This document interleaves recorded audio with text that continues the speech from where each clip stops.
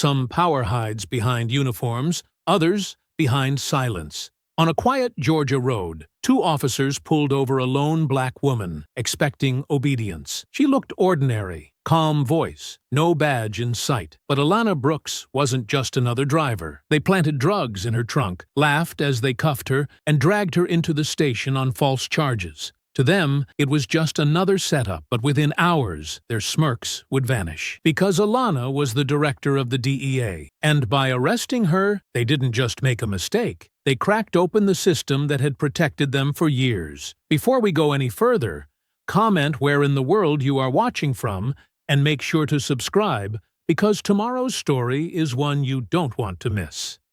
The morning air was heavy with the kind of stillness that made everything feel paused between breaths. A soft mist hovered just above the road, casting a gentle veil over the forest-lined highway as Alana Brooks guided her silver sedan through the curves of the Georgia back roads. Her window cracked just enough to invite the scent of damp pine and fresh asphalt into the cabin. It had rained the night before, and the pavement still wore the sheen of it, glistening in the overcast light that bled through the clouds like a sky reluctant to fully wake. She wasn't dressed for attention. Gray zip-up, navy jeans, hair pulled into a low bun, no badge, no motorcade. Her phone was silenced in the cup holder beside her coffee, untouched since she'd pulled out of her sister's driveway earlier that morning. The trip had been long overdue. 3 days away from Washington, surrounded by warm family noise, homework at the kitchen table, and late-night laughter with her niece over card games and peach cobbler that didn't come from a city bakery, but a real oven in a real home. For a while, the title she carried back in D.C. hadn't mattered, and that was the point. Here, she wasn't a public figure or a federal name on a letterhead, just Aunt Alana, thoughtful and present, folding laundry and dancing to old music in socks that slid too easily across hardwood floors. As the road stretched out before her, empty and unhurried, she glanced down at her dashboard. No missed calls, no urgent notifications, just the slow rhythm of a weekend ending. Her fingers tapped gently against the steering wheel in time with the low hum of soul music drifting from the stereo. A Marvin Gaye track playing soft enough not to distract, but steady enough to anchor the mood. That was when she saw it, the subtle glint of a cruiser's grille in her rearview mirror, too close and too quiet to be casual. At first, she assumed it would pass, another patrol car making rounds in a quiet county with little else to do on a Monday morning. But it didn't. It held its position, matching her pace, its presence deliberate and patient, like someone watching through a one-way glass. She slowed slightly, checking her speed. 43 in a 45. No sudden movements. No swerving. She signaled toward the right shoulder to let them pass, but they remained in her lane. When the lights finally came, they flickered without urgency. No siren, no urgency in their flash, just a quiet assertion of power, blue and red dancing in her mirrors with an unspoken message. Pull over. Now. She eased the sedan onto the gravel shoulder, her signal still blinking dutifully as the engine quieted. With practiced calm, she placed both hands on the wheel, her posture straight, her eyes forward. This wasn't her first traffic stop, not by any stretch, and certainly not her first encounter with the kind of authority that liked to ask questions first and apologize, if ever, later. But she also knew how this played. Respect, compliance, composure. Still, something in her chest tightened as the officers approached. One to her window, the other lingering behind the rear of her car, angling to watch her blind spot. The one at her window, a white man with a square jaw and sun-worn skin, knocked twice on the glass with 2 fingers, not impatiently, but with the kind of confidence that implied he expected immediate obedience. She lowered the window halfway, her face expressionless, her tone measured. "Good morning, officer. Is there a reason I was stopped?" The man didn't answer right away. Instead, he tilted his head slightly as he examined her face, then dropped his gaze to her hands, still resting calmly on the wheel. "License and registration," he said. His voice was dry, edged with a casual hostility, wrapped in fake politeness. "Routine patrol." "You were drifting a little bit." "I wasn't aware of any drifting," she replied. "But I'll get you what you need." She moved slowly, deliberately, opening her glove box with her right hand and retrieving the neatly folded registration papers, then reaching for her wallet. Her movements were smooth, intentional, respectful, but also unmistakably familiar, like choreography memorized from years of knowing that being careful could be the difference between going home and not. As she handed him her license and registration, the second officer, a younger man with a broad chest and a mean edge in his posture, stepped closer to the rear of the vehicle, arms crossed, eyes scanning the interior. The older officer studied her license, his brow tightening as he read the information. "D.C. address," he muttered more to himself than to her. "You visiting?" "Family," she replied, still calm. He lingered with her ID a moment longer than necessary, then straightened and motioned subtly to his partner. "Pop the trunk," he said. Alana didn't move. "Is that a request, or are you giving a lawful order?" she asked, her voice still steady, though firmer now.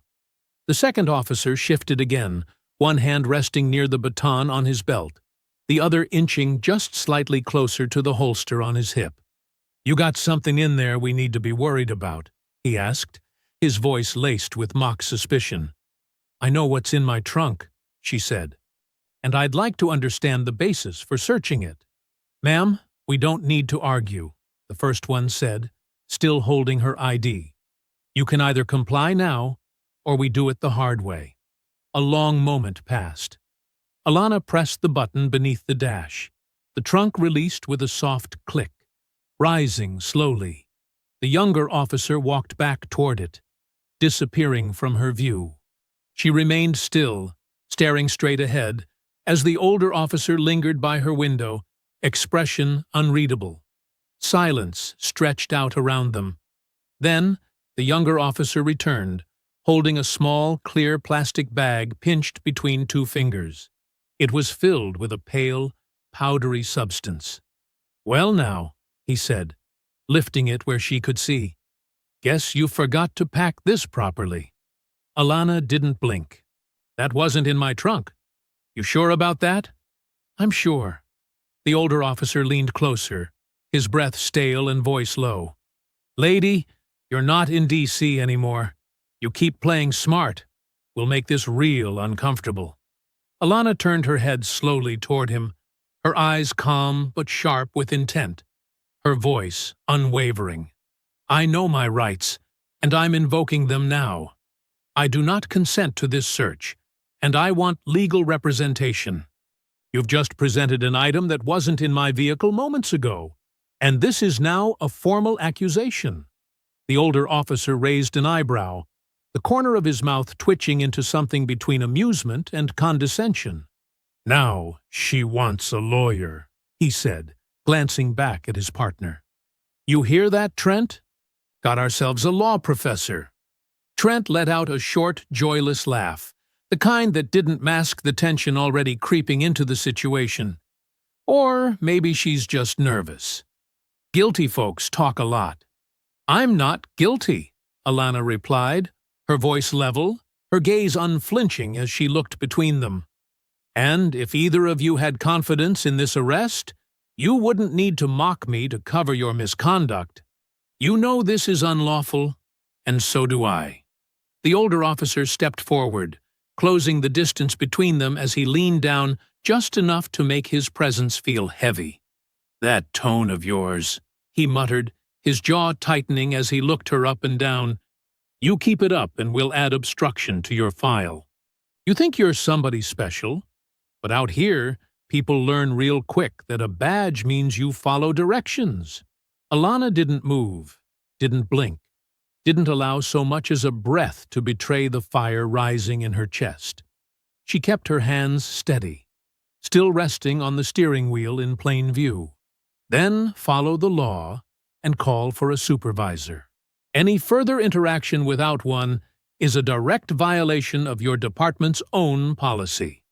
The moment hung between them, brittle and hot, before the older officer finally stepped back, his face hardening with a kind of resolve that didn't look like justice.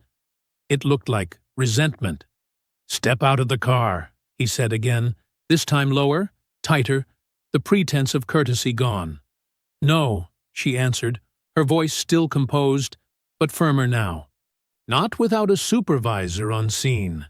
You have no right to search me, no cause to arrest me, and you're holding a bag of powder you didn't find in my car." That was when the performance ended. The older officer reached inside, unlocked the door from the inside panel, and yanked it open, grabbing her arm with the kind of force that made his intentions clear. Trent moved in at once, reaching across her to undo the seatbelt and drag her out of the vehicle. Their grips coordinated like they'd done this before. Because they had. They didn't read her rights. They didn't pause to explain the charges. They didn't slow down to log the evidence. They just pulled her from her seat like someone who needed to be reminded of her place. Her feet hit the pavement hard as they forced her toward the rear of her car. Her wrists were yanked behind her back, the handcuffs clinking cold against bone, cinched tighter than necessary. Not because they had to be, but because someone wanted them to hurt. She didn't resist, but she didn't make it easy either. Her spine remained straight, her chin lifted, and her voice didn't rise. But when she spoke again, it carried the weight of someone who knew exactly what was happening. "This is unlawful. I have complied with every order. I've offered no threat, no resistance, and the evidence you're claiming was not in my trunk. I demand your badge numbers and the name of your supervisor." Neither of them responded. They walked her to the cruiser in silence, pushing her forward with deliberate, almost performative indifference. She could feel the cold stares from passing vehicles slowing to catch a glimpse of what they believed was just another routine arrest. A woman in cuffs, placed there by the people they'd been taught to trust. No one knew who she really was. That anonymity, in this moment, was a cruel kind of freedom for them, and a dangerous one for her. The younger officer opened the back door and motioned for her to duck inside. She didn't argue. She bent down and stepped in, the cuffs pressing into her back as she sat rigidly against the molded plastic seat. The door slammed shut behind her with a finality that didn't echo. It just settled around her like smoke, thick and clinging. From where she sat, she could see them walk to the patrol car's front doors. The older one reached for the radio on his shoulder and began transmitting with the same calm cadence he might use to report a stray animal. "Unit 62, we're 1015, one female, possession of narcotics, resisting search." The report was false in every line. Her name hadn't been logged. The drug hadn't been tested. There had been no resistance. But it was on record now. And that was all it took to turn fiction into evidence in systems that rarely questioned the script, especially when the person in the back seat looked like her. The drive to the station was quiet, punctuated only by the occasional burst of static from the police radio and the idle hum of tires cutting through the last stretch of rain-soaked asphalt. Alana remained still. She didn't ask where they were taking her. She didn't plead for reconsideration. Her silence wasn't submission. It was precision. Every second, she was watching. Every detail, from the faded registration sticker on the dashboard to the burn mark on the younger officer's sleeve, was being recorded in her mind like testimony. By the time they pulled into the station's rear entrance, she already had their names memorized, the numbers on the cruiser, the route they had taken, the exact moment they had escalated without cause. Every decision they made was logged behind her eyes, like evidence sealed in an airtight vault. She didn't know yet if justice would come, but if it ever did, she would meet it fully prepared. The older officer opened her door and guided her out again, his grip on her arm no longer mocking, just silent. They passed through a side entrance and entered a dim hallway with flickering lights and scuffed tile floors, the kind of station that hadn't seen real scrutiny in years. The air smelled of stale coffee and floor cleaner, and a single fan rattled against a barred window behind the booking desk. The desk sergeant looked up as they approached, then reached for a clipboard without much interest. "Possession and obstruction," the older officer said as he handed over the cuffs. The sergeant gave her a cursory glance, then reached for her ID. "Name?" "Alana Brooks." The desk sergeant typed with one hand, eyes still on her as if trying to match the tone of her voice with the person standing in front of him. His fingers tapped out the letters slowly, each keystroke a little too casual, like he didn't expect anything more than another name in a long line of early morning bookings.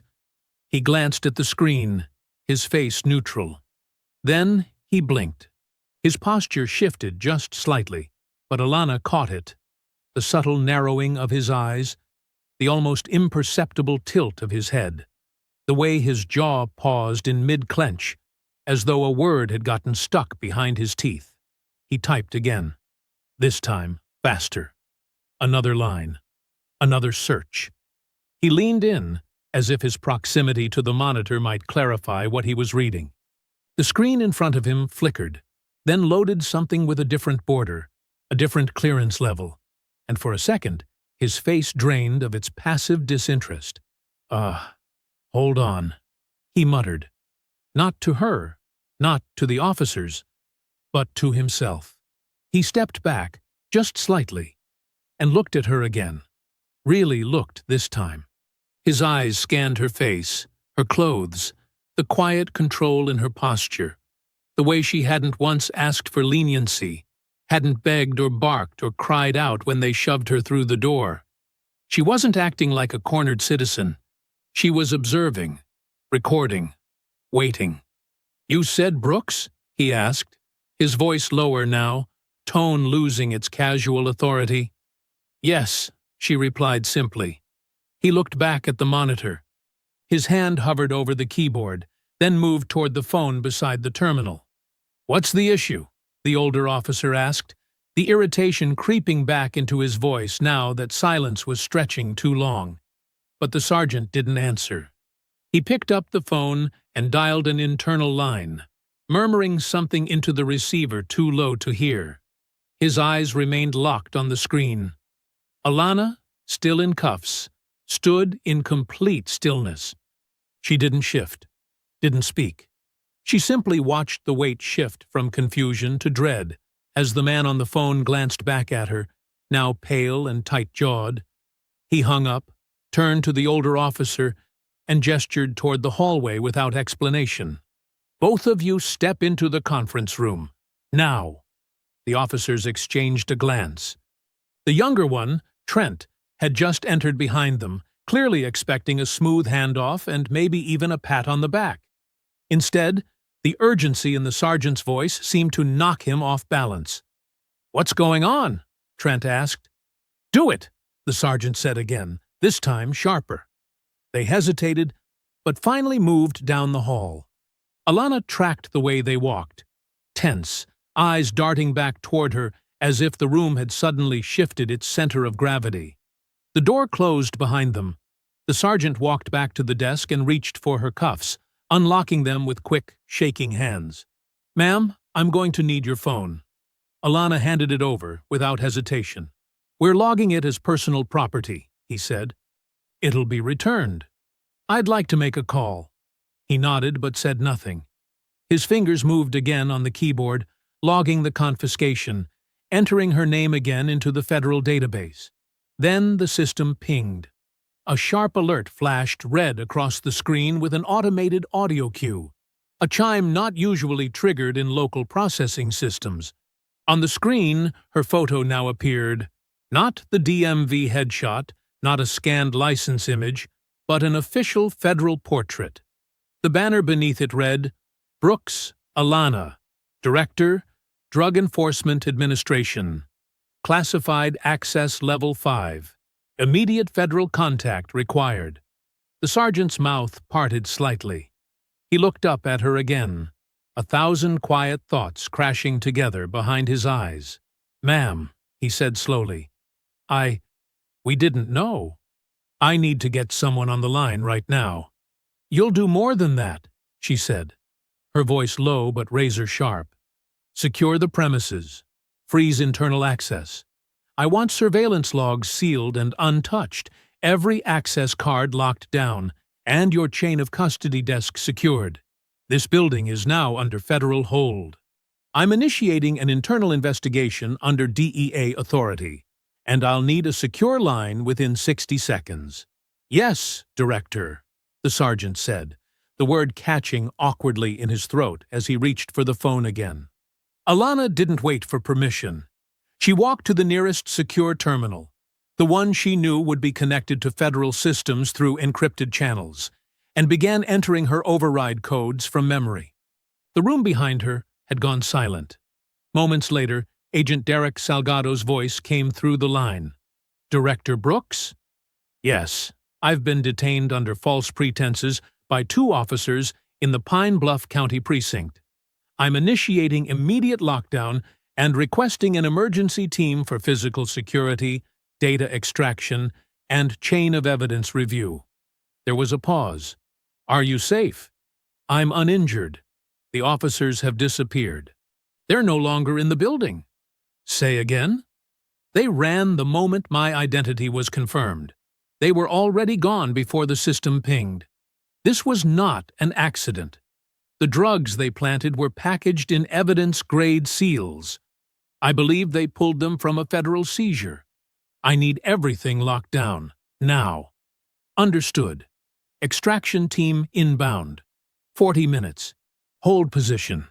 She ended the call, turned toward the sergeant, and gave a single instruction. "Get every exit monitored. Check every cruiser logged in for the past 3 hours. I want the last 15 minutes of internal video pulled and backed up to external drive. Unmodified." The sergeant nodded, then paused. "Their cruiser. It's not out front." She didn't blink. "Find out where it was parked. Search all lots. They're gone, but they didn't walk. That vehicle either switched plates or was ditched. Put out an alert under DEA jurisdiction and issue an internal missing vehicle flag." He picked up the radio, his voice now shaky but moving with urgency. Somewhere in the building, a siren chirped, a short, sharp sound meant for emergencies only. Across the county, an alert would now mark the precinct as under federal restriction. Officers from other stations would soon descend, not in defense, but with questions, the kind that rippled through systems, pulled files from locked drawers, and cracked open cases that departments thought long buried.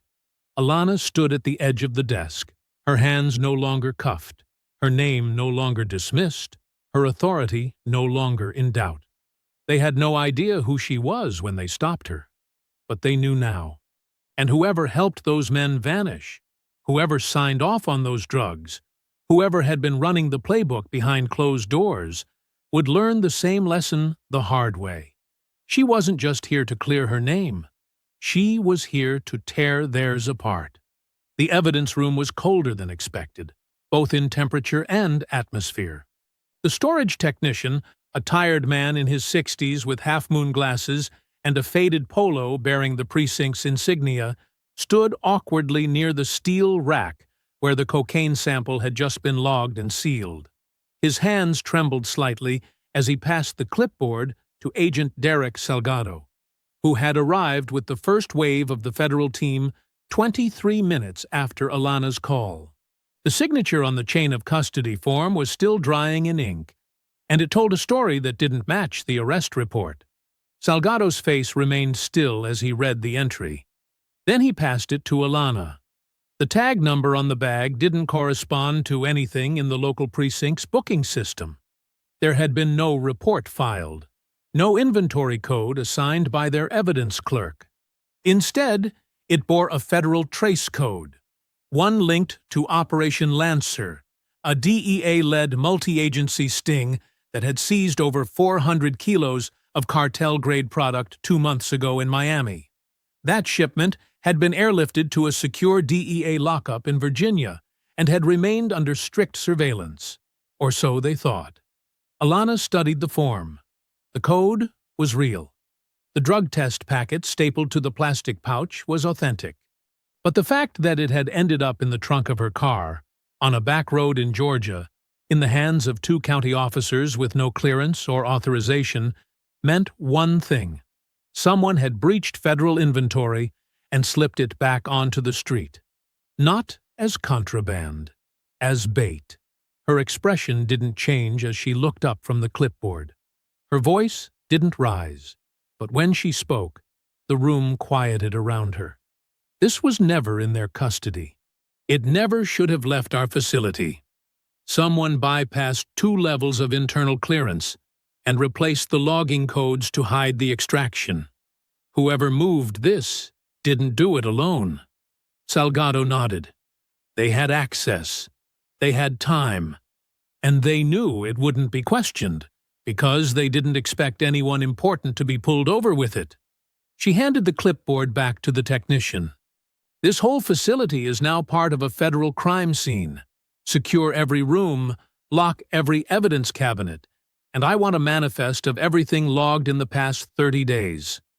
If one piece is missing, I want to know when and by who. The technician swallowed hard, nodded, and stepped back, making a quiet call to the rest of his team. Meanwhile, outside the storage area, tension had begun to spread across the precinct like oil beneath a closed door. Officers who had mocked her arrest now stood stiff at their desks, watching the hallway with side glances, speaking less, and staying closer to their phones. There was no formal announcement, no alarm sounding over the intercom, but the truth had already arrived, and it was written in every cleared throat and avoided eye. Internal Affairs showed up less than an hour later. The woman leading them, Captain Naomi Kersey, stepped through the precinct doors in a tailored gray suit, flanked by 2 analysts and an assistant from the DOJ's Civil Rights Division. She was known for saying very little, but understanding very much, and she wasted no time being polite. Her team began seizing digital logs, questioning officers, and isolating desk terminals. The local police chief, a man named Walter Creel with a long face and thinning hair combed over to preserve a sense of command, tried to assert authority in the early minutes. He approached Alana near the operations board and greeted her with an expression meant to convey concern, but his eyes darted nervously, as if searching for a version of the truth that would keep him untouched. "Director Brooks," he said, offering a hand she didn't take. "I just want to say this is all a big misunderstanding. Maddox and Calloway have always been solid officers. We run a tight ship down here." Alana looked at him for a moment, her expression unreadable. "You're telling me you had no idea 2 of your officers accessed cartel-level product from a federal evidence locker, used it to fabricate an arrest, and then fled the building before you could even learn my name?" Creel hesitated, his mouth opening without a sound. "They never gave me a reason to doubt them," he said finally. "They've been with the department for years. Commendations, high-clearance patrol units, good arrest records." "Too good," Salgado added, stepping in beside her. "Their stops follow a pattern. Mostly Black and Latino drivers. Small counties. No body cam footage. In every case where a complaint was filed, no footage was available, and no one followed up." Creel rubbed the back of his neck, now clearly sweating. "I'm not saying there weren't lapses, but you have to understand how short-staffed we've been. Sometimes protocols slip." Alana stepped forward, not with aggression, but with absolute clarity. "What's slipping here isn't protocol, Chief. It's trust. And if you didn't know what they were doing, then either they were smarter than you, or you were too comfortable to notice. I need to know which. Before he could respond, Salgado's phone vibrated. He stepped away, answered with a sharp "Salgado," and went silent as he listened. Alana waited. 30 seconds later, he returned, holding the phone just far enough for her to see the image on the screen. It was a grainy photo from a surveillance camera, angled from the corner of a convenience store just outside the county line. It showed Maddox and Calloway stepping out of their cruiser and into the back seat of a black SUV. The plates had already been run. The vehicle was registered to Marcus Velt. Alana's brow furrowed. "That name sound familiar?" Salgado asked. "It should," she said, her voice dropping just slightly. Marcus Velt was a narcotics officer stationed in Arizona. He died in a car fire 5 years ago. "Apparently not," Salgado replied, eyes still on the screen. "Because he's the one who picked them up." Alana took the phone, studied the timestamp, and then turned toward Naomi, who had just finished sealing the first round of personnel logs. "I want everything you can find on Velt. If he faked his death, he didn't do it alone. And if he's back, then this isn't a two-man operation. It's a network." Naomi's face, usually unreadable, grew colder. "Understood." Salgado folded his arms, his voice low and certain. "This isn't random. They knew where that product came from. They knew how to make it disappear. And now we know they're being protected by someone with the resources to erase federal records and revive dead men." Alana nodded once. "Then we don't just hunt the men. We follow the silence." The following morning began in the secured conference room of the Pine Bluff County Precinct, where the overhead lights buzzed faintly above a table now covered in printed arrest records, case files, and digital logs. The wall-mounted screen displayed a map of the Tri-County region, with red pins marking every stop made by Officers Maddox and Calloway over the past 14 months. There were more than 50. Of those, at least 32 resulted in charges. Most of the names were Black or Latino. Most of the charges were either possession, intent to distribute, or resisting arrest. Nearly all of them lacked body cam footage. Alana stood with her arms crossed as Agent Julia Kane, the tech specialist brought in by Salgado's team, scrolled through the digital overlays with a remote. Each pin pulsed faintly on the screen, the data streaming beside it in compressed reports, locations, timestamps, suspect names, outcomes. The patterns weren't just suggestive. They were deliberate. "They knew where to hunt," Julia said, her voice quiet but clipped with precision. Most of the stops were just outside urban zones, where dash cams were less likely to be present, and the officers could claim erratic driving without much evidence. They filed nearly identical language across multiple reports. No follow-up interviews, no internal reviews. Alana walked to the screen and tapped the top left quadrant, where one pin blinked differently than the others. "What's this one?" Julia clicked. A case file opened. Jordan Lamar, age 22. Stopped for failure to signal. Found dead 2 hours after booking. Ruled suicide. Alana's expression didn't change, but the temperature in the room seemed to drop. "Bring me everything," she said. "Full arrest report, intake forms, photos, video logs, whatever exists." 10 minutes later, the file spread across the table. A few pieces were immediately clear. Jordan Lamar had no prior record. He had called his mother from the holding cell an hour after arriving, sounding scared but coherent. According to the log, he was discovered hanging by a torn bedsheet 90 minutes later.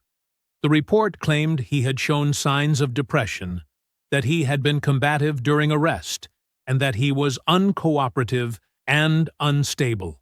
There were no photos of the cell, no interviews with other inmates, no recorded body cam footage of the arrest itself. What existed was minimal, just enough to close a case without raising questions. Salgado scanned the thin report and frowned. No suicide watch order. No psych evaluation. No intake documentation signed by a supervisor. Naomi, standing near the edge of the room, said what none of them wanted to, but all of them were thinking. They killed him. Alana picked up the booking form and turned it over. Where's the officer's signature? Julia leaned over. It was electronically signed. By Maddox. Alana was silent for a moment. Then she gestured to her assistant, who had been compiling a list of all known arrestees from the past 18 months. Pull every death in custody linked to this precinct. I want to know if any other names appear without corresponding footage.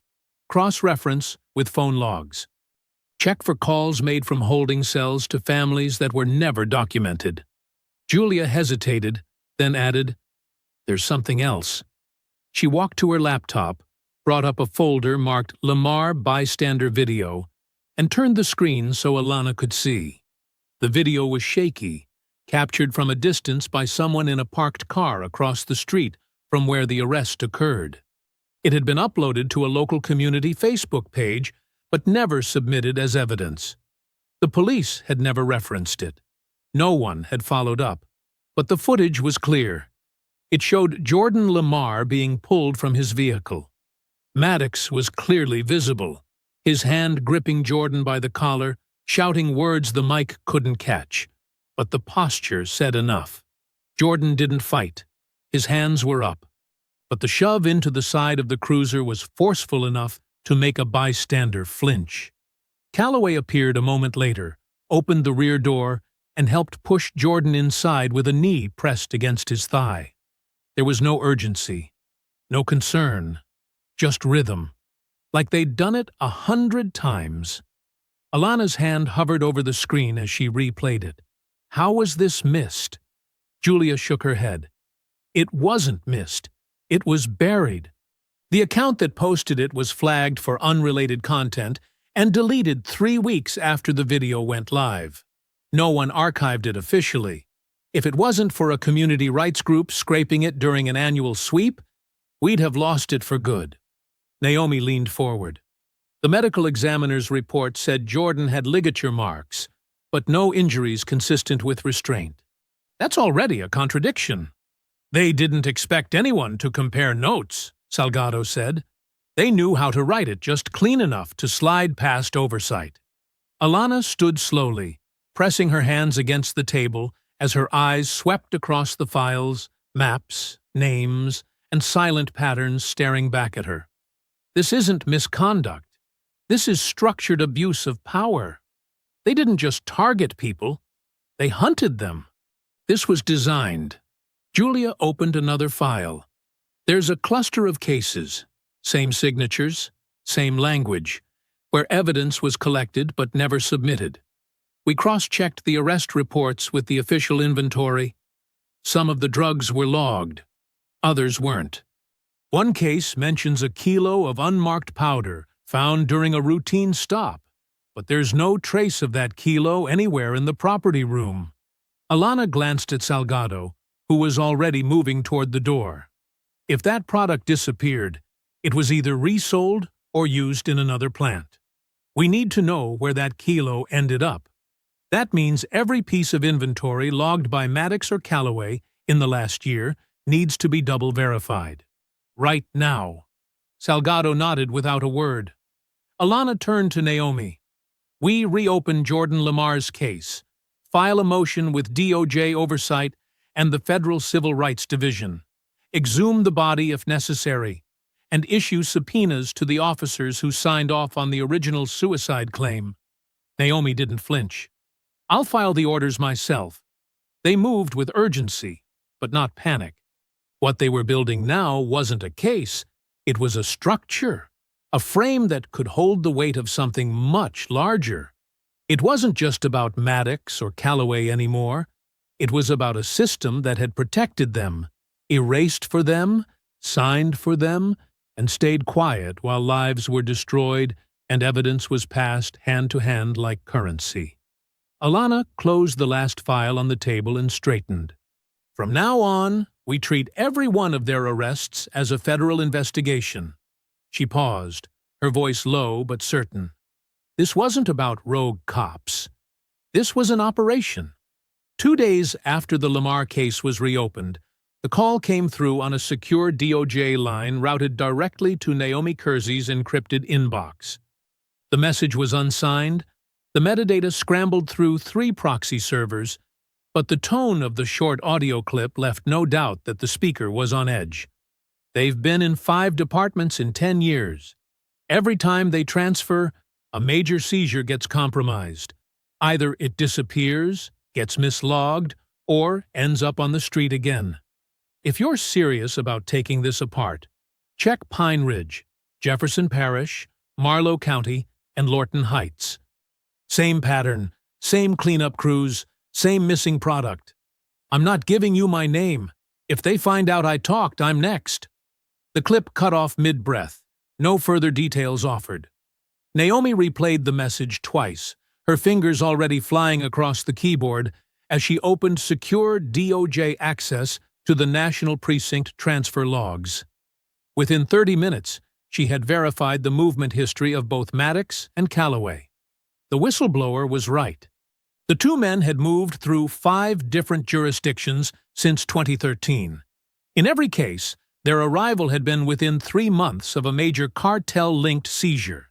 And in every case, either the evidence had been mysteriously compromised or quietly reclassified and removed from federal access logs. She compiled the transfer dates, correlated them with federal drug task force operations in those regions, and began assembling a timeline that was as damning as it was meticulous. In Marlow County, a 2016 bust had netted nearly $2 million in unmarked bills and 73 pounds of uncut heroin. 3 weeks later, the cash was rerouted to a DEA field office and marked as lost in transit. No suspects were ever charged.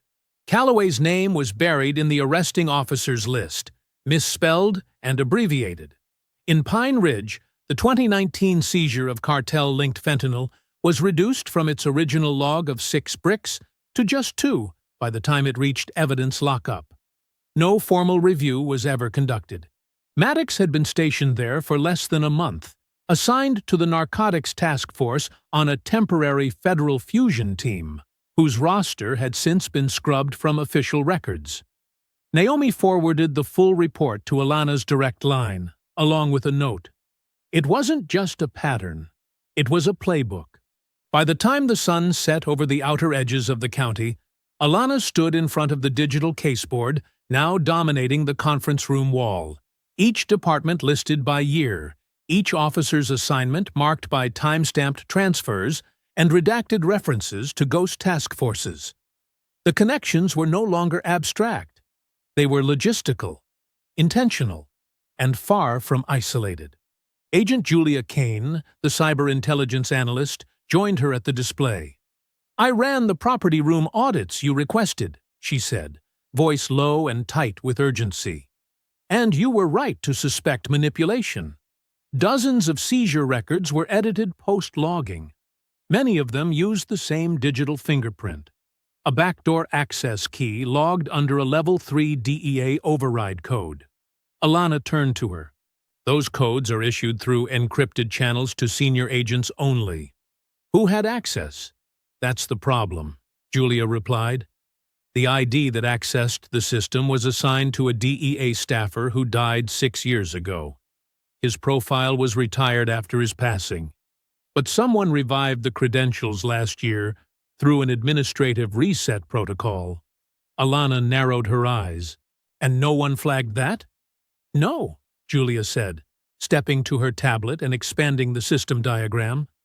"Because the credentials were funneled through an internal auditing tool, one that was supposed to be used for emergency corrections or to update sealed data for legal transfer. That system is known as Xeno." The room went still. Naomi looked up from her notes. "I've heard that name before. Old infrastructure. Pre-cloud." Julia nodded. "It was built over a decade ago, intended to track and cross-reference federal task force inventory from multiple departments. It was never meant to be permanent. But the system was never decommissioned. Instead, it was buried under a series of nested protocols and used as a clearinghouse for evidence log overrides. No one even knows who currently maintains the internal scripts. It operates autonomously, unless manually interrupted. And someone's been using it, Alana said, already connecting the implications in her mind. To rewrite logs, reassign inventory, make evidence disappear, and if the system has root-level access to both DOJ and DEA terminals, then they're not just moving product, Julia finished. They're moving it with federal authorization, digital paper trails, approved under ghost accounts. And if we hadn't tripped the system by entering your ID during booking, it would have stayed hidden. Alana's jaw tightened. They used my arrest to test it, she said. They were seeing how long the system would delay alerting higher command. That's why the ping took 90 seconds instead of 10. They were watching. Naomi stepped closer. And that means someone on the inside is still active. Someone who doesn't just know the system. Someone who built it. Salgado entered the room then, a fresh stack of records in hand. I pulled your old Lorton Heights task force files, he said, placing them on the table. There's something you need to see. He opened one of the folders and pointed to a case summary involving a 2015 cocaine seizure logged under a now-defunct task force named Operation Holdback, a joint venture between the DEA, local enforcement, and Border Patrol, tasked with tracking cartel routes into secondary cities. The case file listed Maddox and Calloway as tactical advisors brought in to assist with rural surveillance zones. What the file didn't mention, but Salgado had confirmed through external logs, was that Operation Holdback had quietly disbanded a year later, after internal corruption charges surfaced and several high-ranking supervisors took early retirement. But Maddox and Calloway had never been named in the fallout. They had simply transferred. Again. Alana looked at the name on the final page, Agent Marcus Velt, listed as a systems liaison during the Lorton operation. The same man currently confirmed alive, presumed dead, and now the ghost driver who had picked up her arresting officers 2 days prior. They created this network, she said, through a program we buried, through a system we forgot, and they're still using it, because it was never designed to be shut down, only rerouted. Naomi exhaled slowly, her composure steady even as the scope widened. Then we have to do what no one else has. We bring this out of the dark. Alana didn't nod. She simply stared at the board, then back to the single word blinking at the top of the access log, Zeno. The man who agreed to speak came quietly. He arrived at the federal satellite office under a false name, passed through 2 checkpoints, and requested to meet only with Naomi and Alana present. No recordings, no transcripts, and no digital trace. He looked older than his 59 years, worn from years of choices that had clearly cost him more than his badge. His name was William Frey, a retired sergeant who had once served on a federal task force out of El Paso during the height of the Southern Cartel surge. His career ended abruptly in 2015, buried under a medical discharge and a non-disclosure agreement that, by design, left his entire personnel file classified. He took a seat across from them in the empty conference room, a man stripped of the certainty that once followed his voice. When he spoke, it wasn't the rehearsed denial or tight-lipped professionalism they had come to expect from uncooperative sources. It was something closer to grief. "You're looking for the wrong thing," he said, his voice rough from years of disuse and maybe guilt. "You think you're chasing a bad precinct or a dirty unit, but what you're actually looking at is a leftover, a remnant, what's left of a program we never fully shut down, just buried." The name changed, the badge numbers changed, but the purpose never did.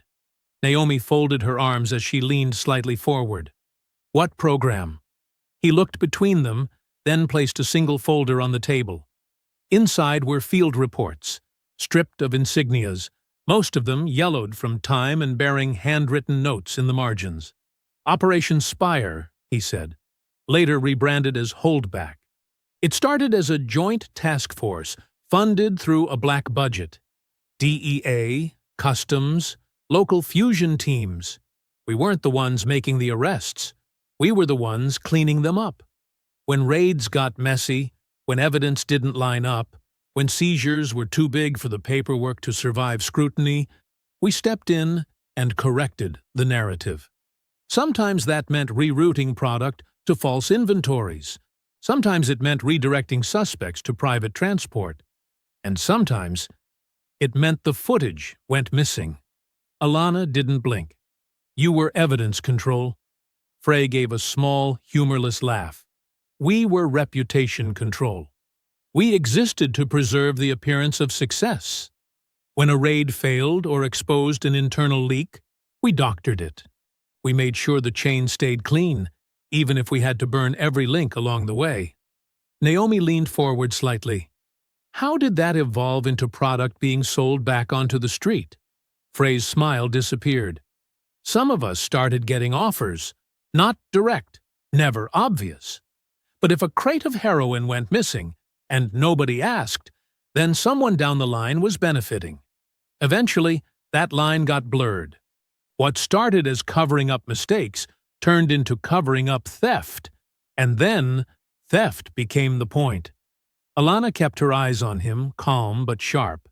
And Maddox? Calloway? They were late additions, he said, recruited under the last wave before Spire got shut down. After Holdback disbanded, they didn't leave. They went underground, created their own structure. They used what they learned, how to scrub evidence, how to exploit audit systems, how to move product inside the badge. She exchanged a glance with Naomi before asking the next question. Were they acting alone? Frey shook his head. No one ever acts alone in this. You need clearance, access, and above all, someone to wipe the system when a mistake happens. That's where Zeno came in. The name dropped like a weight in the room. Naomi's tone sharpened. Is it a person or a system? Frey exhaled. That's the thing. It was both.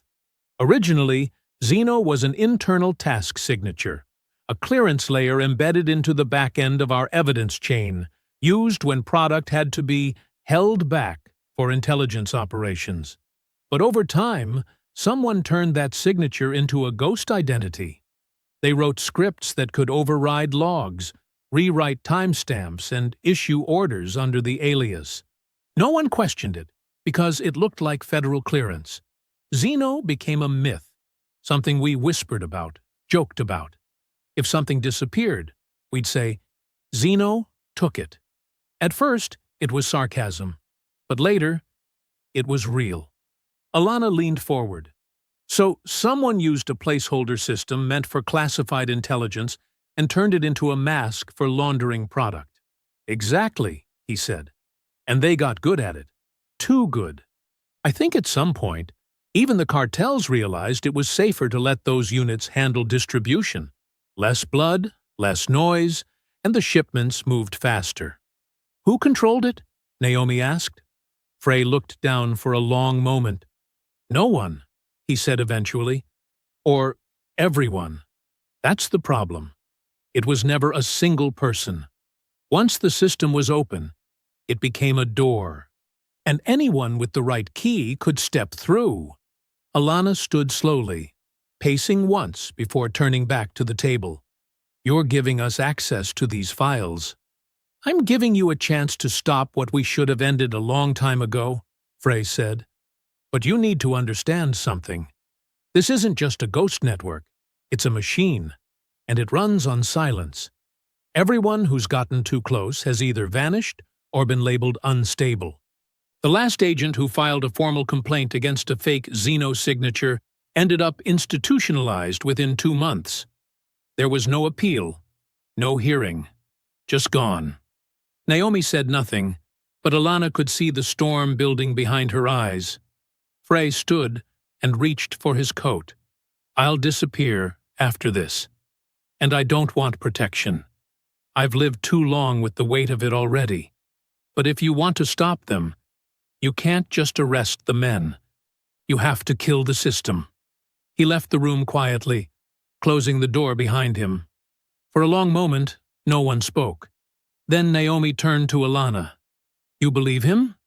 "I believe the pieces fit," Alana said. "And that's enough." Salgado appeared at the doorway with fresh intel. "We just traced an outgoing communication to one of the known burner numbers linked to Maddox.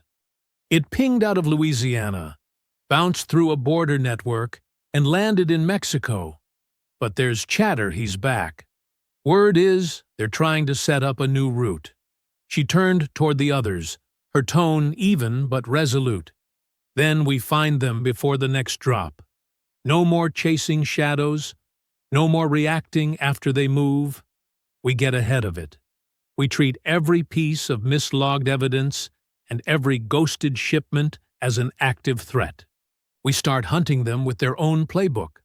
Naomi gave a nod of quiet agreement. Salgado's jaw flexed slightly. "There's something else," he added. "I reached out to an old analyst who was forced out a few years ago. Someone who flagged Zeno long before anyone would even admit it existed. She didn't file whistleblower status.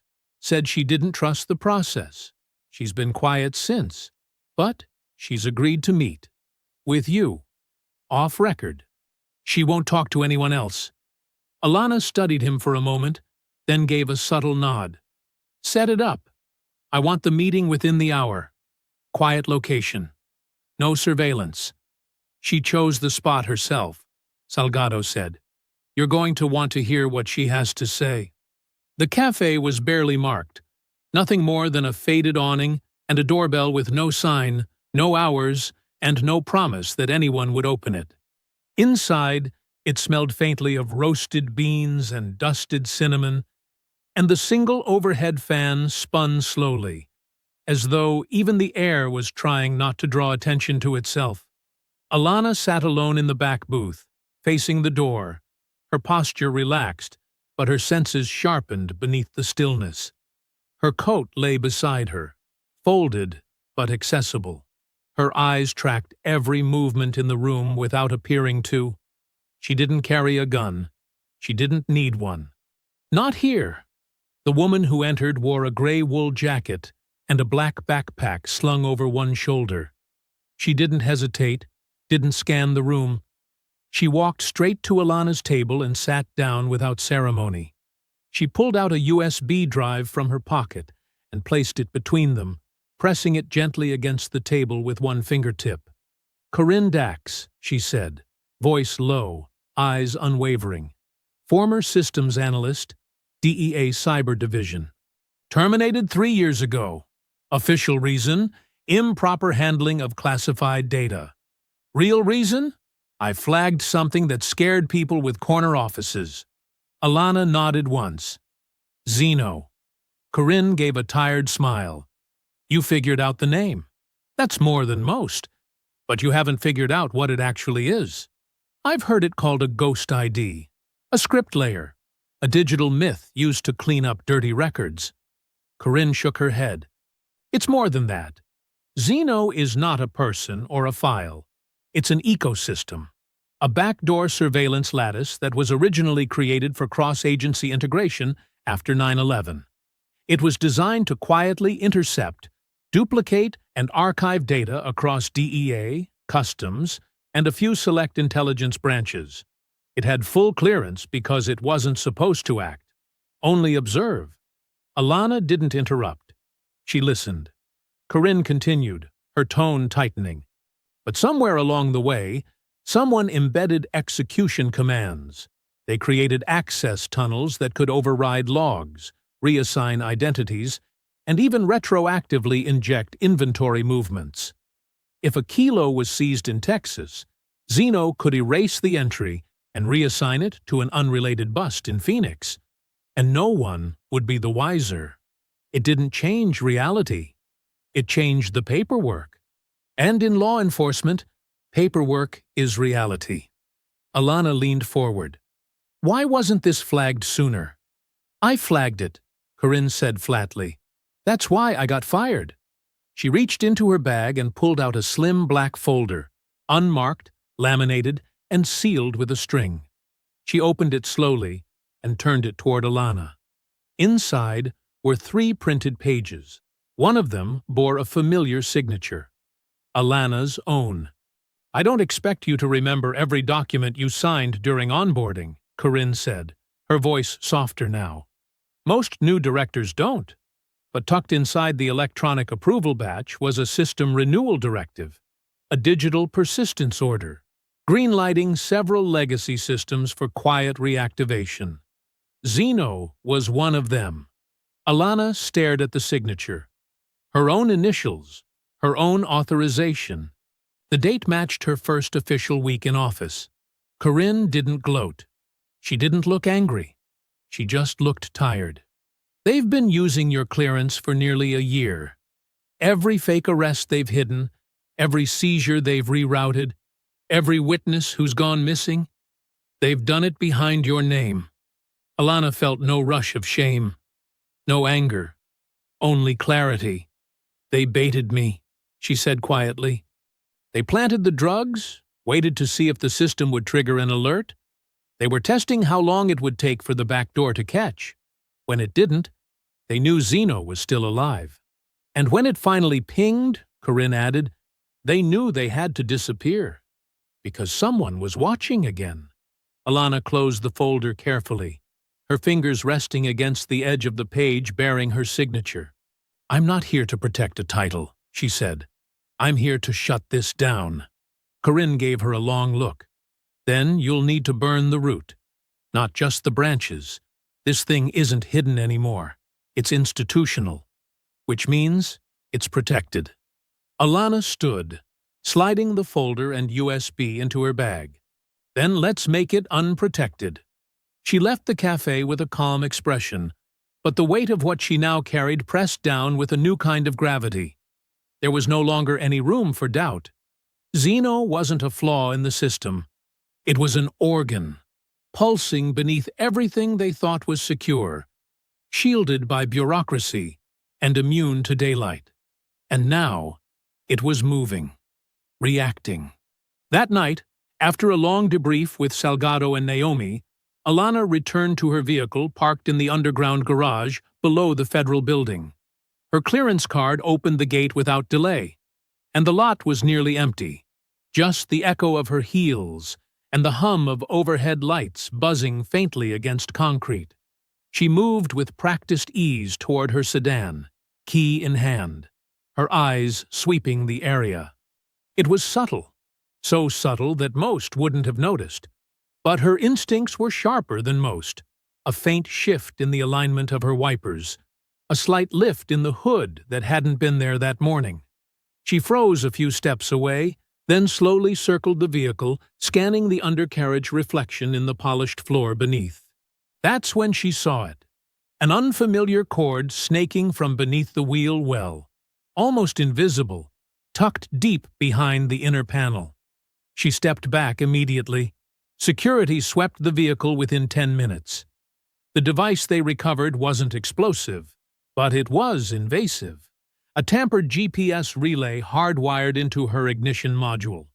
With it, someone could track her movements in real time, manipulate the engine remotely, or stall her vehicle in transit.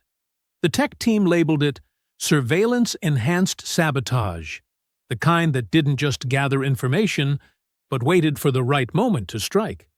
But that wasn't the part that froze the blood in her veins. The part that mattered was the note, taped behind the passenger sun visor in clean block lettering, printed on plain white paper. Go home, Director, or someone else won't. Alana's jaw tightened, but her expression didn't break. She folded the note once and slid it into her jacket pocket. She didn't need to ask who someone else referred to. An hour later, her niece's house was under full federal protection. A tactical team had been placed on rotation, plainclothes agents embedded in the neighborhood, and all communication devices rerouted through encrypted systems. Alana didn't call, didn't warn, didn't show fear. She trusted her team to do what was necessary. And then she went back to work. By morning, the task force had shifted from investigation to pursuit. With Corinne's decrypted files and Naomi's internal audits as foundation, Alana ordered a coordinated multi-state sting operation designed to disrupt the very veins Zeno had relied on to move silently through the system. The teams were deployed to 4 locations: Phoenix, Baton Rouge, Tampa, and Bakersfield. Each had been identified as a past nexus point for false inventory movements tied to ghost task forces or compromised seizures. Federal vehicles moved quietly. Air surveillance circled at altitude. No headlines, no press. Only precision. In Phoenix, a DEA storage facility that had reported a fire in 2018 was found to be quietly operational under a private logistics company registered to a shell corporation in Delaware. Inside, agents discovered 6 crates of narcotics bearing original DEA seals, cases previously marked as destroyed. The men who ran the facility were gone. No alarms had triggered. No resistance had been met. Only fresh tire tracks on the rear loading dock and a single office desk drawer left open, as if someone had left in a hurry. In Baton Rouge, federal agents moved on a trailer yard believed to be a transfer point. What they found was an empty lot, the trailers stripped of plates, the office trailer burned from the inside. But under the floorboards of the scorched unit, a heat-warped safe held dozens of untraceable federal case files, redacted, mismatched, torn from original context. Among them was the record of Jordan Lamar's arrest report, printed in duplicate, with 2 different timestamps. In Tampa, a safe house believed to be occupied by an inactive agent with old hold-back ties was found cleared out. Bedding still warm. Coffee grounds in the sink. But the server hidden behind a false wall hadn't been taken. Its contents revealed partial communication logs, encrypted message threads routed through Zeno aliases, including one labeled Velt. And in Bakersfield, a man matching Calloway's description had been spotted boarding a private crop duster at a decommissioned airstrip. By the time the team arrived, the plane was gone, its manifest blank. Each operation delivered more questions than answers. Each time they got close, someone vanished. Witnesses recanted. Phones disconnected. Surveillance cams conveniently lost power. Salgado stood beside Alana the evening after the 4th sting failed to land an arrest. They looked at the wall of photos and maps, lines crisscrossing jurisdictions, faces blurred or circled, every connection drawn in ink that still felt too thin. "We're chasing smoke," Salgado said. "No," Alana replied quietly. "We're chasing the wind behind the smoke. That's where the fire hides." She didn't speak of the note. She didn't speak of the GPS wire or her niece's sealed perimeter. What she did speak of was the next phase. Zeno survives because it never stays in one place long enough to be held accountable. That's going to change. We stop playing defense. We make noise. We make them react. Naomi stepped into the room, her face grave. "Then we'd better act fast." She handed Alana a slim red folder. Inside was a classified alert. One of their own, Special Agent Lucas Wren, a communications analyst, had gone dark. His last traceable signal was in Lorton Heights. His vehicle had been found torched on a logging road. No sign of struggle. No distress call. But inside the glove box, someone had left a copy of his ID card, cut in half, and a single slip of paper. This time, the message was different. One more echo, and the system dies with him. Alana didn't speak. She stared at the message until the words faded behind the fire building in her chest. She folded the note once, pressed it into her coat pocket, and looked at Salgado and Naomi. They're not just protecting Xeno anymore. They're weaponizing it. If they're willing to go after our analysts, they're building towards something bigger. Naomi's voice came out quiet, but certain. We need to hit them now. Not when they make their next move. Not when someone else disappears. We find the infrastructure. We collapse it. Alana nodded once. Then we don't wait for a name. We intercept the next shipment and bleed their route dry. At the kill zone, a natural bottleneck between jagged desert rock and a narrow underpass, the convoy rolled forward unaware. A rattlesnake hissed in the dust as the tires rumbled past. In the rear vehicle, one of the gunmen squinted through tinted glass, uneasy. "Something feels off," he muttered. The driver gave a quick glance. "You get nervous every time we hit West Texas." "No, man," the gunman said, tightening his grip on the compact SMG resting in his lap. "This ain't nerves. This is silence." 30 seconds later, their world exploded. The second-to-last sedan's front tires were shredded in an instant, the spike strip concealed in the sand bursting up as if summoned by the desert itself. The car skidded sideways, throwing a plume of dust as the engine screamed and died. Behind them, the last SUV tried to brake, but a blast of flashbangs rained from the ridge, disorienting the crew inside. "Go!" Alana's voice cut through the comms, sharp as a blade. "Teams move now! Breach and flank!"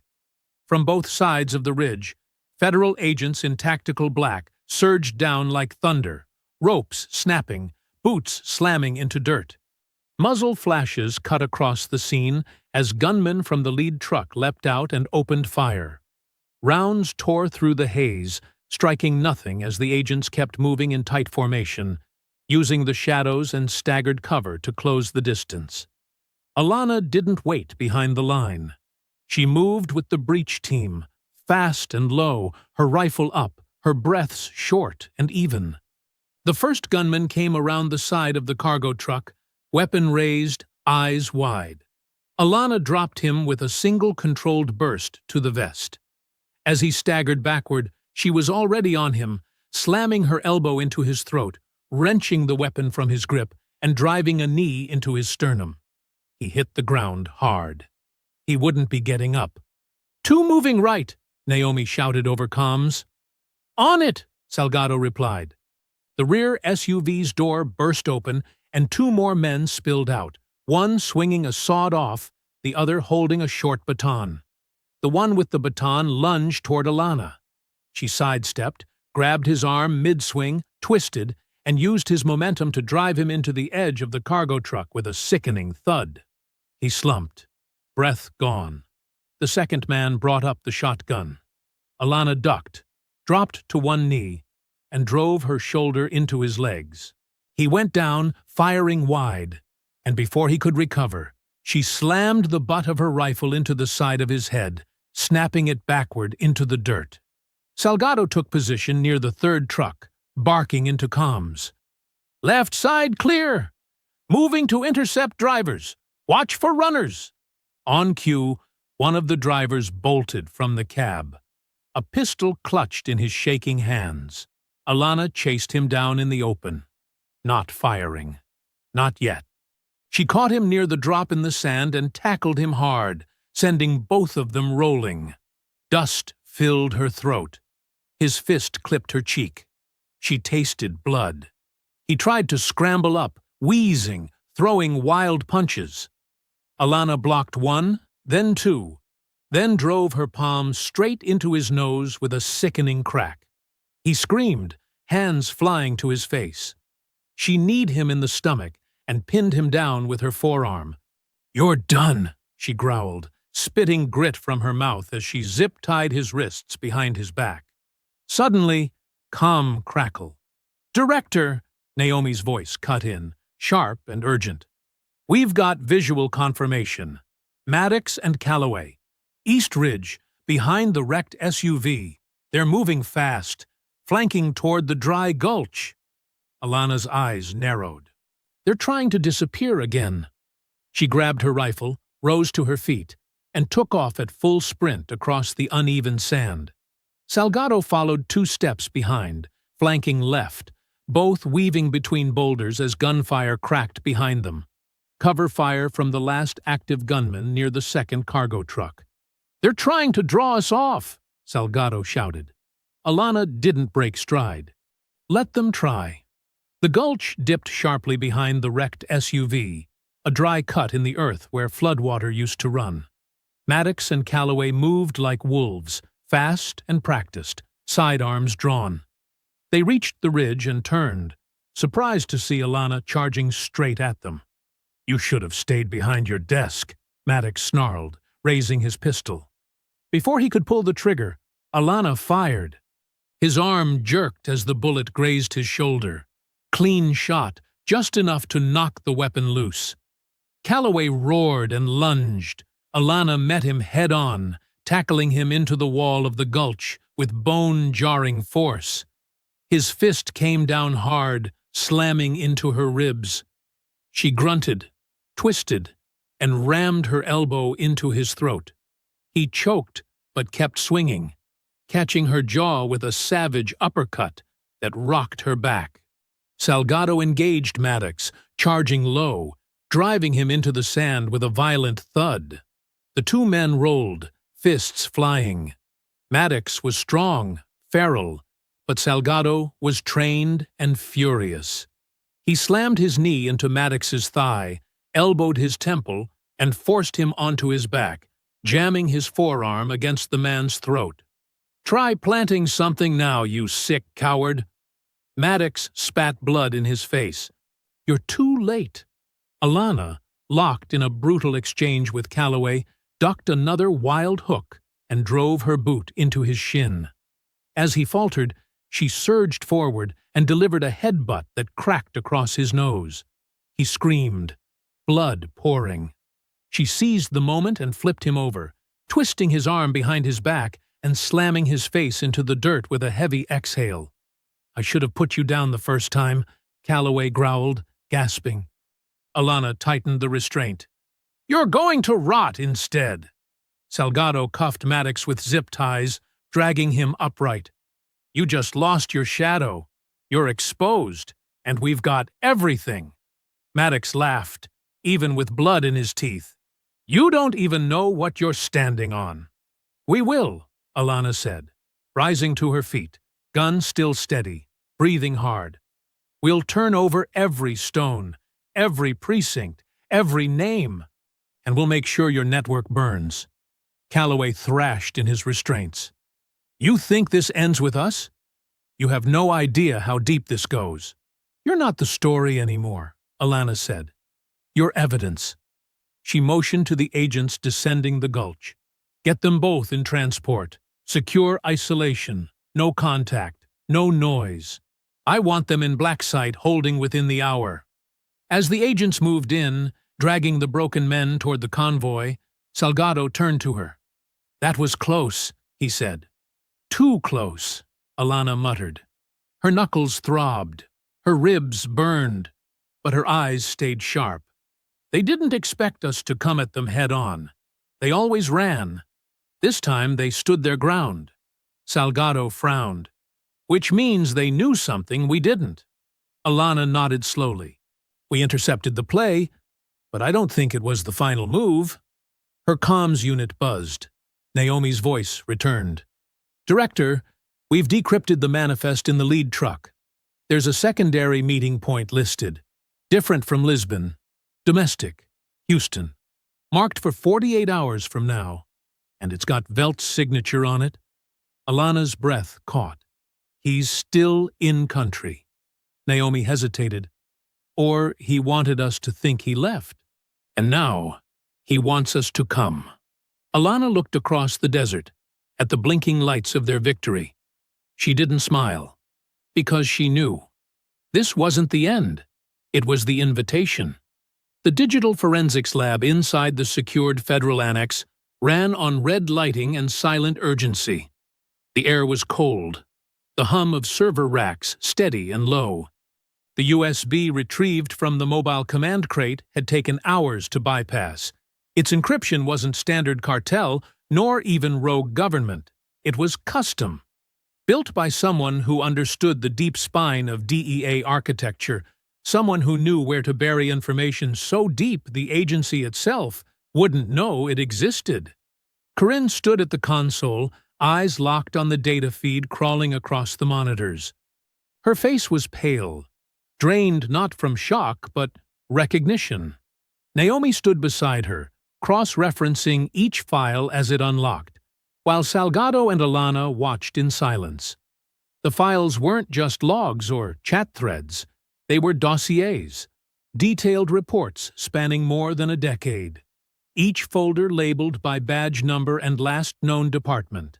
Inside, arrest records, inventory transfers, evidence audits, memos sent and intercepted, chain of custody documents doctored in near-identical formatting across 6 different precincts. Dozens of officers scattered across the country, most of them still active. Alana stepped forward, arms folded as she leaned over Corinne's shoulder. How many names? Corinne didn't look away from the screen. 73, so far. Naomi exhaled through her nose, slowly. These aren't just crooked cops. They're co-conspirators. Every one of them helped move, cover, or reclassify cartel product. Some even ran side routes while still filing clean reports. And every one of them, Salgado added, was positioned on or adjacent to a federal task force, which means they had clearance. Corinne clicked into a deeper folder. And that's not the worst of it. The room went still. She opened a new file. Project Holdback. A sealed archive hidden behind 3 layers of administrative clearance and a ghost identity authorizing its reactivation. Alana's voice was low. That's one of ours. Naomi frowned. Holdback. That's pre-2014. A failed asset rerouting protocol, right? Corinne didn't answer. Instead, she opened the file. The contents filled the screen in slowly unrolling pages, program descriptions, funding charts, internal memos between senior DEA officials, and tactical guidelines for field officers. The original intention was clear. Operation Holdback had been conceived as a deep interdiction protocol. Stage-controlled leaks of seized narcotics back into cartel circulation, tag them, and trace distribution channels to build intelligence webs from the inside. High risk, high reward, and heavily classified. It was supposed to have been shut down after it backfired during a Florida trial, when one of the tagged bricks re-entered the U.S. and killed 3 civilians in a crossfire. Publicly, the project was dismantled. Privately, the framework was mothballed. But the logs said otherwise. Funding was quietly reauthorized 5 years ago, Corinne said, through an anti-crime provision buried in the national enforcement budget. It was funneled through discretionary lines, signed off at the executive level by the prior DEA director, your predecessor. Alana's mouth drew into a hard line. He was compromised? No, Naomi said, flipping through the expenditure pages.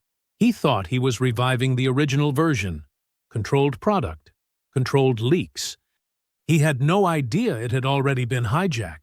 Salgado cursed under his breath. So they used federal money, rebuilt the system. But this time the product wasn't traced. It was laundered. The intelligence-gathering pretext was just a front.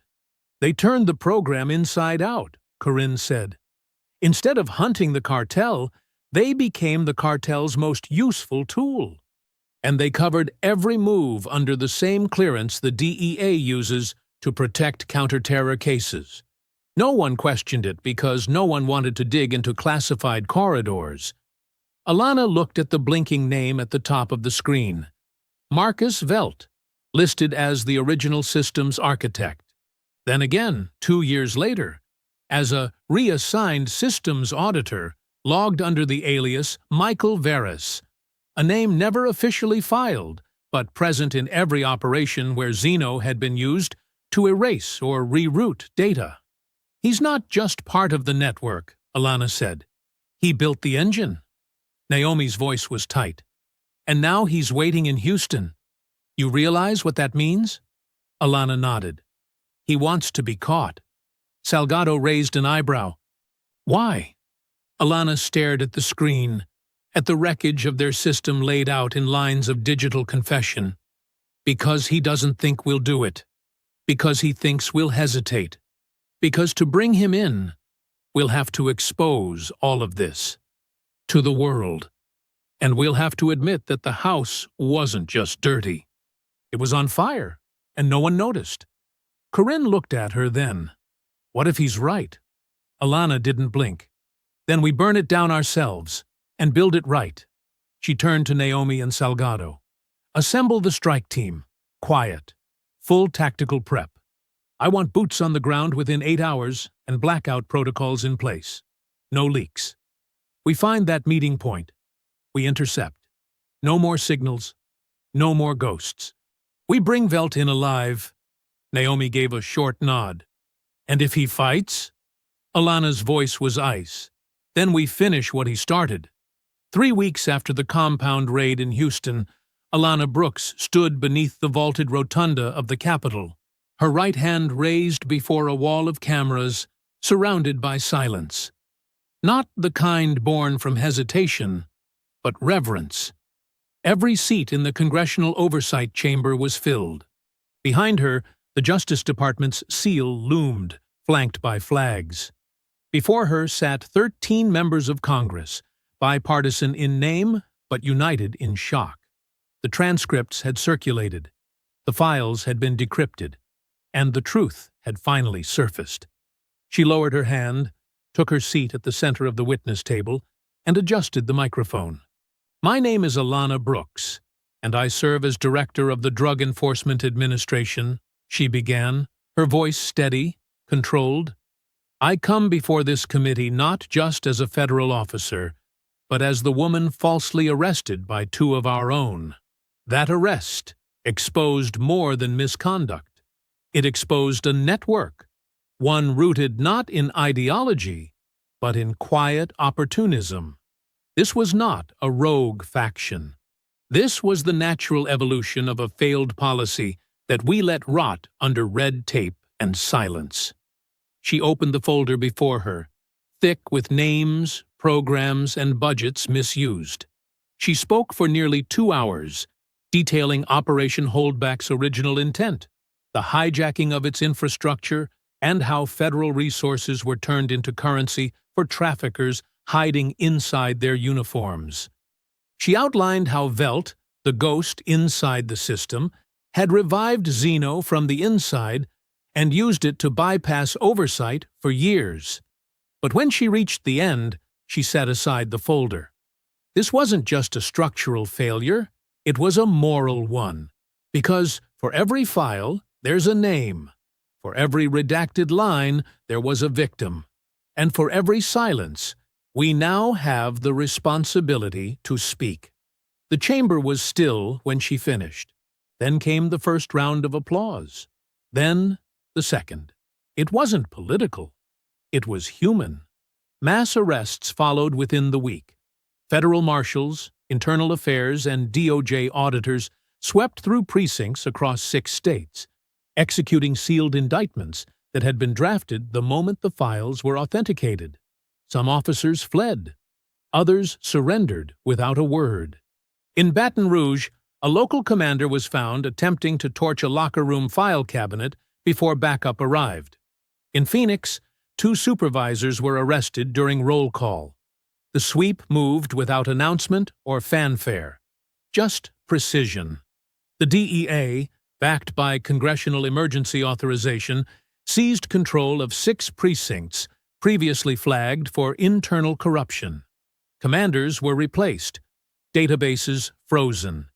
Every officer recertified through background checks and psychological evaluations. More than 70 names on the USB were confirmed as active participants.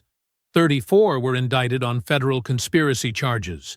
21 accepted plea deals in exchange for exposing the financial roots and laundering channels. 12 resigned before charges were filed. 6 committed suicide. Marcus Velt was one of the few to go quietly. He was arrested inside the basement of a private storage compound near Houston, a location buried beneath layers of shell companies and false rental names. The space was more than just a hideout.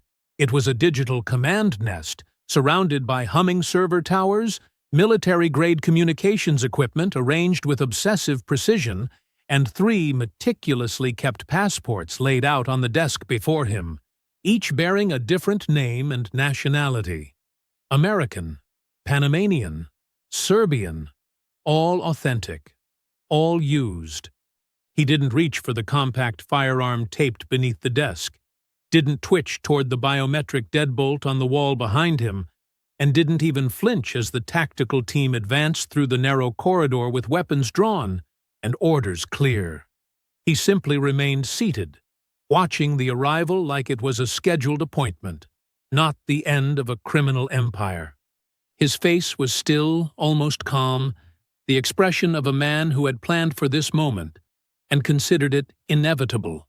When Alana entered the room, stepping through the final door with her team flanking either side, he looked up from the folder in front of him and offered her a faint, knowing smile, one that landed without warmth but carried weight, like punctuation on a story he believed he had written. "You finally made it," he said, his voice dry from hours of silence, but deliberate and precise. "Took you long enough." She didn't return the smile. She stared at him for a long moment, not moving, not answering. Her eyes stayed on his, holding the weight of everything he had built and broken. Then, at last, she spoke, her voice calm but edged with steel. "You built a machine that devoured people," she said, her words landing evenly. "And you did it from inside an oath." Velt tilted his head slightly, his smile tightening at the corners. There was no denial, no deflection, only a quiet, deeply cynical certainty in his response. "No, I built a mirror, and I just kept it clean." Alana didn't offer a rebuttal. She didn't need to. Instead, she stepped forward, crossed the final few feet to his desk, and reached down to pick up the ring of keys lying beside the passports, keys that unlocked his compound, his digital vaults, and his history. Without a word, she turned and handed the keys to the agents at her back, her voice low but absolutely firm. "Put him in black transport, no processing delay. I want him in federal isolation within the hour." The 2 agents moved in without hesitation. One secured his wrists with reinforced cuffs, the other searched him for hidden transmitters. Velt rose slowly to his feet, hands extended, movements deliberate and unhurried. Though he was now restrained and surrounded, he carried himself with the same calculated calm that had made him invisible for nearly a decade. As they began to lead him toward the exit, he turned his head slightly, casting one final glance toward Alana. His expression hadn't changed. Still composed, still smug, still convinced that the system would bend itself back to its shape without him. "The system will survive this, Director," he said, his voice quieter now, but still etched with that same unnerving certainty. Alana met his gaze, her voice steady and clear. "That's the point. Not the version you built, the one we fix." He didn't reply. And this time, when the door closed behind him, it sounded nothing like retreat. It sounded like closure. The corridor beyond the holding cell was quiet, lined with muted lights that cast long reflections across the polished floor. Alana walked its length without hesitation, her footfalls absorbed by the stillness of the space, her expression calm, but unreadable. There was no applause waiting outside, no team gathered to greet her with congratulatory nods or rehearsed praise. What followed Velt's arrest was not celebration. It was reconstruction. In the days that followed, her agency moved with uncommon speed. A task force made up of internal auditors, independent watchdogs, and federal IT specialists was deployed to dismantle every remaining shadow of Xeno's architecture. The system's hidden root protocols were not simply disabled.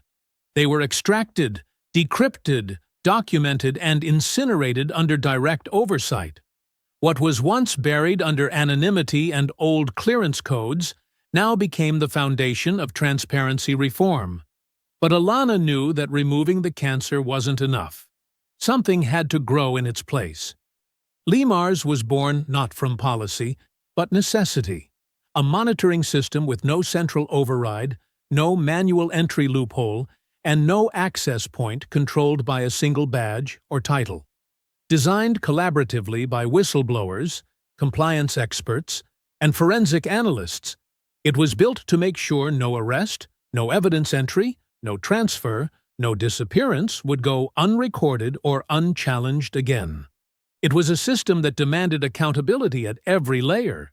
And for the first time in decades, that demand didn't just echo upward, it pressed inward. The name wasn't chosen in a boardroom, it was chosen by Alana alone, and when she sent the naming request through formal channels, she included a note. His name mattered. Let it be the one thing they never lose again. The system launched with full federal integration 2 months later. Naomi Kersey stood at the head of the new Office of Internal Shielding, appointed without opposition. The office's mandate stretched beyond review and discipline. It was charged with full operational autonomy, empowered to act on internal violations with the same authority as external crimes. Naomi's first move was immediate: a sweeping audit of every fusion task force formed under Operation Holdback or linked to its legacy. Her second move was quieter, but no less vital: reopening whistleblower cases previously dismissed or delayed under internal mismanagement. At her swearing-in ceremony, she stood at the same podium where Alana had once testified. She didn't speak long. She didn't need to. The files she held in her hands, thick with names and places and decisions that once went unchecked, spoke loud enough. Alana's work didn't end with the reforms. She visited the federal detention facility a few weeks later, not as a figurehead, but as a witness. Maddox and Calloway were held in separate units, their movements strictly monitored, their access to communication fully revoked. When she entered the interview chamber, they were already seated, their expressions hollow and braced for something she refused to give them: anger. She didn't sit across from them. She stood between the two divided windows and spoke with the quiet finality of someone who no longer needed to prove anything. "Whatever you thought this was," she said, her voice steady and without indulgence, "it's finished. The network is gone. The cartel distribution you helped shield has been severed. Your allies, every last one of them, have either turned themselves in, cut deals to survive, or vanished into the same systems you thought you owned. Velt has been processed, stripped of every credential, and isolated. And the program you used to hide your work, Xeno, isn't just disabled. It's gone. Gone without a backup, gone without a reboot option, gone without a key." She didn't raise her voice. She didn't lean forward. She simply looked them in the eye, one by one, and let silence weigh down what little they had left. "No one's coming for you," she added. "No signal, no extraction, no fix." Calloway looked away, eyes vacant. Maddox stared at her, face twitching with resentment. He no longer had the strength to voice.